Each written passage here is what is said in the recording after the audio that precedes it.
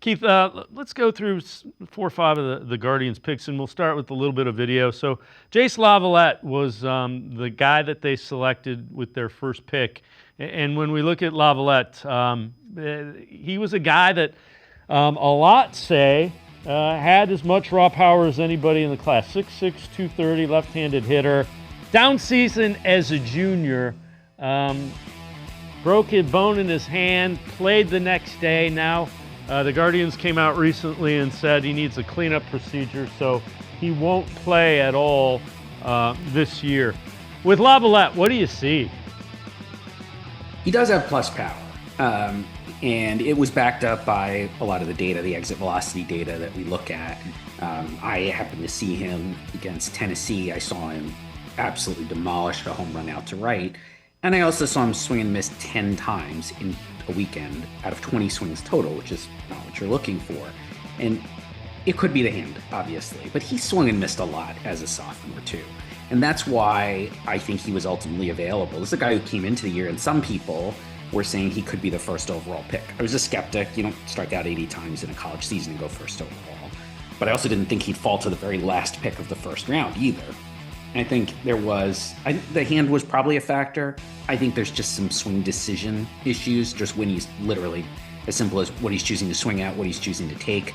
I also think there's some mechanical things that they're going to need to work out. So he's a project, but you don't get perfect players at 27, right? If he were a perfect player, he would have been long gone. And I thought it made a ton of sense to select him, even though not their typical type of player. They haven't had a lot of success developing hitters, particularly power hitters, the way that they have developing pitchers. So I think it's a bit of a challenge for the newish player development staff they have there to see what they can do and what they can get out of him. Ultimately, you're hoping for a 25 homer a year right fielder. I think that's a realistic ceiling for him. Yeah, and again, you kind of mentioned it.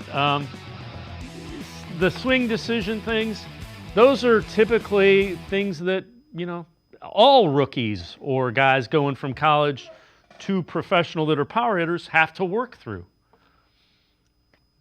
And the issue with him and with a lot of guys, excuse me, in this draft class is that they're doing it in college, right? It is, and I heard this about Vihiva Aloy, who was picked, I think, 3 or 4 picks later by Baltimore, went to Arkansas, also in the SEC.